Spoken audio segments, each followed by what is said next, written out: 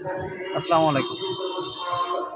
আমি এখন যেখানে আছি এটা হচ্ছে সাতক্ষীরা জজ কোর্টের ভিতরে।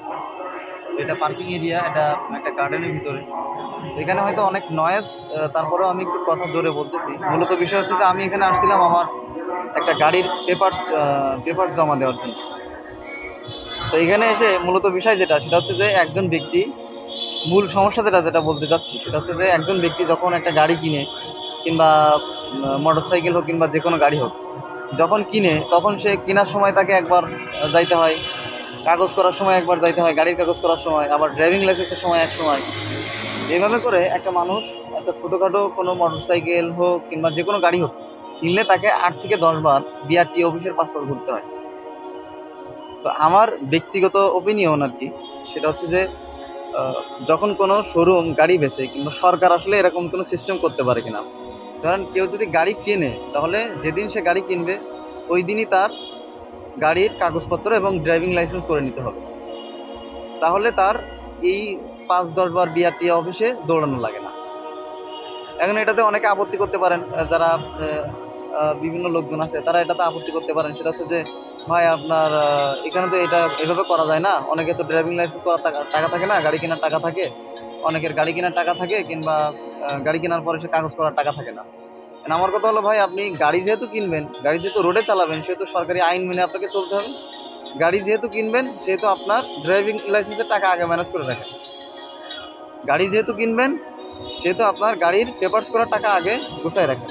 তাহলে আপনি গাড়ি কিনে পেপারস করবেন না, এরপরে ড্রাইভিং লাইসেন্স করবেন না, পুলিশে ধরলে তো ঠিকই আপনি 3,000 4,000 টাকা দিবেন, 5,000 টাকা দিবেন। তো আপনার ড্রাইভিং লাইসেন্স করতে অসুবিধা কোথায়, আপনার গাড়ির কাগজ করতে অসুবিধা কোথায়? আর আরেকটা জিনিস সেটা হচ্ছে যে বিআরটি অফিস এইটা পারে কিনা, এটা চেষ্টা করলে পারে কিনা, সেটা হচ্ছে যে একজন ব্যক্তি শোরুম থেকে যখন গাড়ি কিনবে ওই একদিনই তার ড্রাইভিং লাইসেন্সের ফিঙ্গার সহ আরও আনুষঙ্গিক যত কাজ আছে ওই দিন সে সারাদিন সময় দিবে। সে বিআরটিএ অফিসে সারাদিন সময় দেবে, স্টেপ বাই স্টেপ বিভিন্ন জায়গায় ড্রাইভার লাইসেন্সের ফিঙ্গার, গাড়ির ফিঙ্গার, এইগুলো আসলে একদিন অথবা ঊর্ধ্বে 2 দিন, গাড়ির কাগজের জন্য একদিন আর ড্রাইভিং লাইসেন্সের ফিঙ্গারের জন্য একদিন, এই 2 দিনে আসলে সমাধান করা যায় কিনা। না হলে এটা আসলে খুব সময় সাপেক্ষ ব্যাপার। যারা ছোটোখাটো কাজ করে, চাকরি বাকরি করে, তাদের জন্যও এটা অনেক সমস্যার ব্যাপার।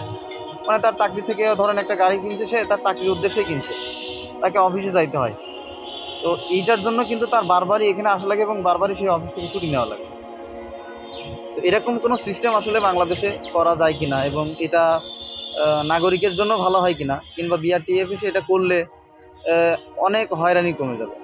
যেমন পথে ঘাটে হুটহাট করে কেউ মামলা খাবে না, কারণ তার কাগজপত্র আছে। গাড়ি কেনার সময় গাড়ি কিনলে অবশ্যই তাকে বাধ্যতামূলক কাগজ, মানে গাড়ির পেপারস করতে হবে এবং ড্রাইভিং লাইসেন্স করতে হবে। তো সব মিলে আমার এখানকার অভিজ্ঞতা এবং আমার ব্যক্তিগত মতামতের যেটা ব্যাপার সেটা আমি আপনাদের সামনে বললাম। এটা যে বিআরটি অফিস করবে, কিংবা এটা কাদের ভালো হবে, কিংবা কী ব্যাপারে হবে, এটা আমি এত ধারণা রাখি না।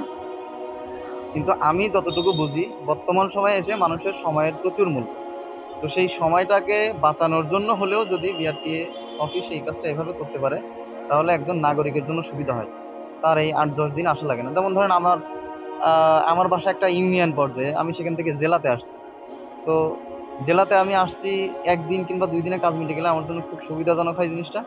কিন্তু যখন একটা ইউনিয়ন থেকে আমি জেলাতে 4-5 বার 6 বার আসা লাগে, তখন আমার জন্য এটা অনেক কষ্টসাধ্য। এবং আমি যেখানে কাজ করি, যেখানে চাকরি করি, কিংবা আপনি যেখানে চাকরি করেন সেখান থেকে এই 6 বার এখানে আসাও অনেক কষ্টসাধ্য। এজন্য আমার কাছে মনে হয় আর কি যে এভাবে করলে জিনিসটা আরও ভালো হয়, আরও সুন্দর সলিউশন হয়। ধন্যবাদ, সবাই ভালো থাকবেন। আশা করি অন্য কোনো ভিডিওতে অন্য এক সময় দেখা হবে। আসসালামু আলাইকুম।